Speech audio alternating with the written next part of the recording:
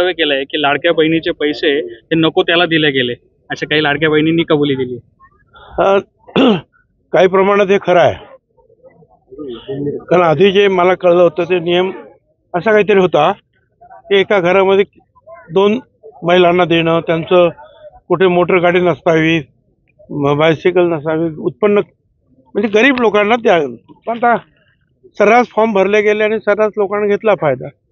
तर माझं म्हणणं असं आहे की एक अपील केलं पाहिजे लोकांना, आणि जे ह्या नियमात बसत नाही त्यांनी स्वतःहून आपली नावं जे आहेत काढा म्हणून सांगायला पाहिजे।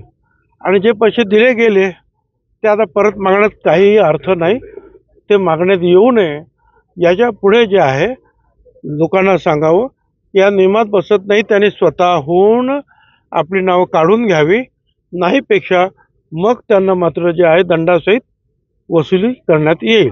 मागचं जे झालं ते आपण आपल्या लाडक्या बहिणींना अर्पण करून टाकलं पाहिजे।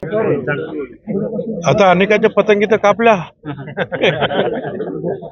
ठीक आहे, उद्या आणखीन आपल्या सहकाऱ्यांबरोबर शक्य झालं तर अनेकांच्या पतंगी कापल्या असं तुम्ही म्हणतात, मग आता आपली पतंग कापली गेली 2.5 वर्षासाठी। माझी पतंग नाही कापली, मी या येवल्याचा आमदार आहे आणि तो 5व्या वेळेला आहे।